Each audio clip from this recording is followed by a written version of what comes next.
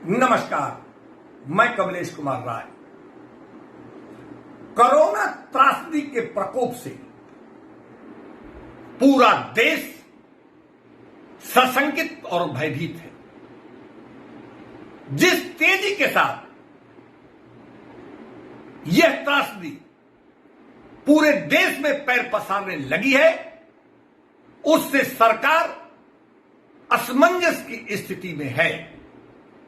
सांप छछूंदर की स्थिति में सरकार की यह स्थिति इसलिए भी सरकार को कमजोर और मजबूर बना रही है, क्योंकि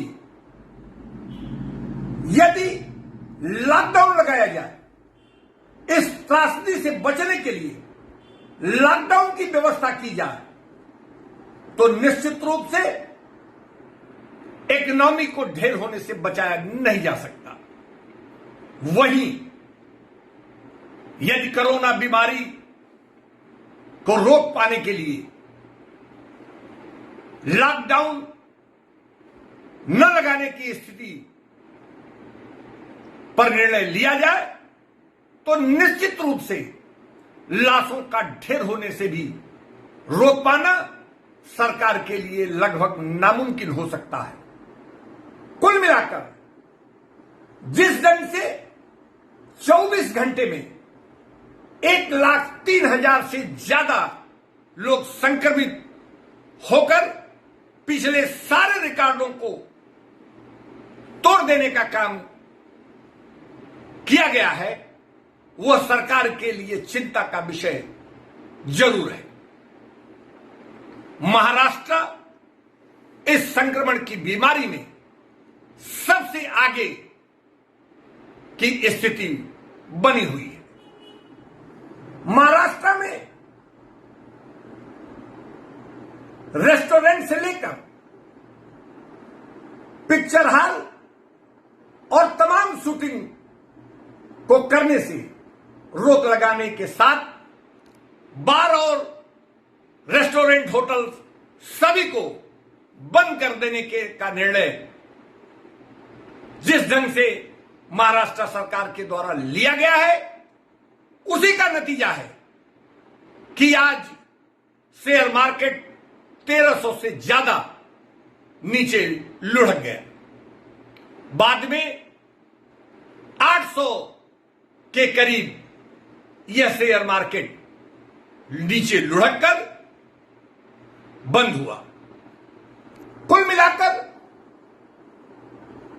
इसी प्रकार की स्थिति पूरे देश में इकोनॉमी को लेकर बनी हुई है। दिल्ली के मुख्यमंत्री अरविंद केजरीवाल ने पत्र लिखकर केंद्र सरकार से अनुरोध किया है कि वैक्सीन लगाने की उम्र में छूट देने की जरूरत है। 45 साल से ऊपर के लोगों को यह वैक्सीन लगाने का काम किया जा रहा है।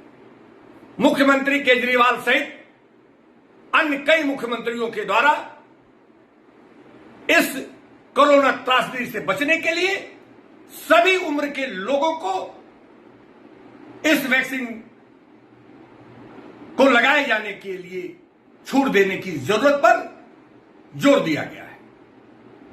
प्राप्त जानकारी के अनुसार 8 अप्रैल को प्रधानमंत्री नरेंद्र मोदी द्वारा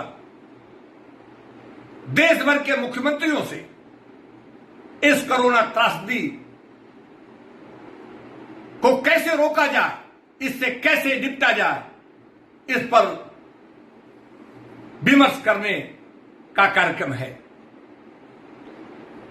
यह भी बताया जा रहा है कि अप्रैल के अंतिम सप्ताह तक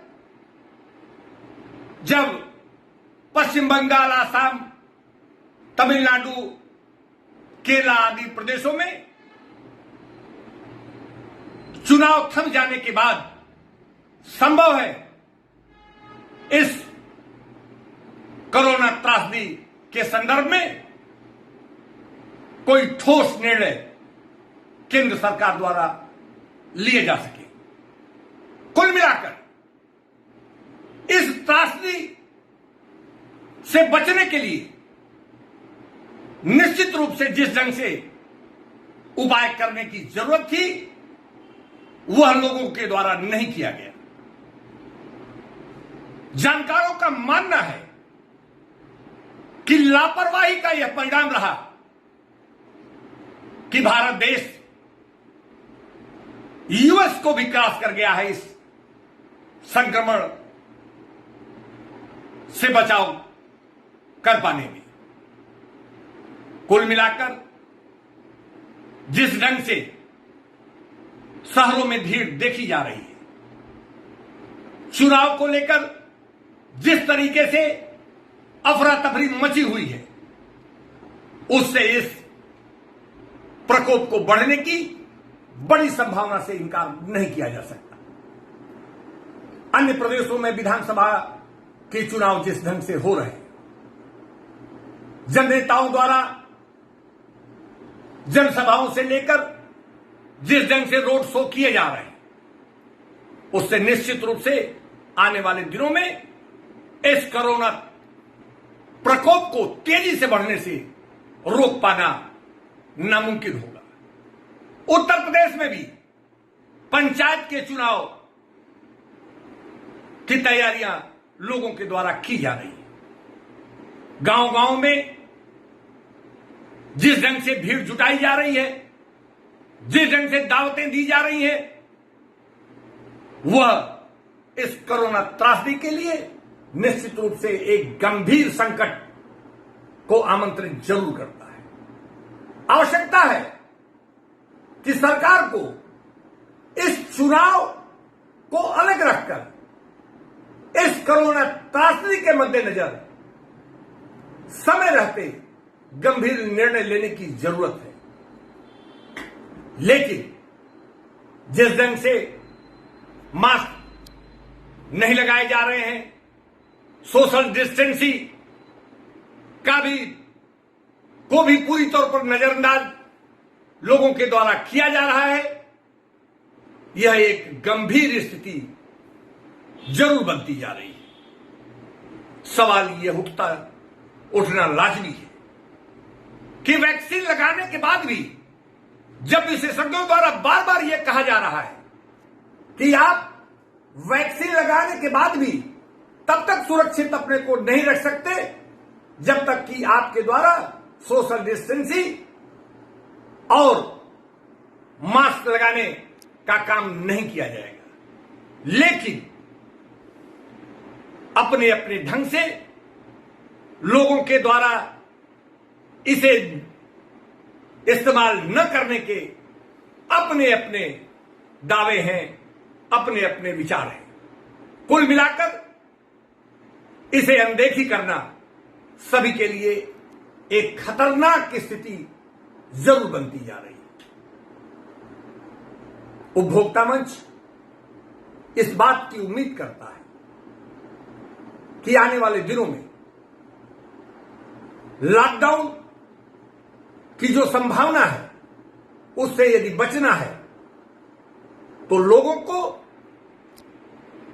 सतर्कता पूरी तौर पर बरतने की जरूरत है। तभी हम संक्रमित होने से बच सकते हैं और जो मौतों का सिलसिला तेजी से बढ़ रहा है उसे थामा जा सकता है। उपभोक्ता मंच के लिए आज बस इतना ही। नमस्कार।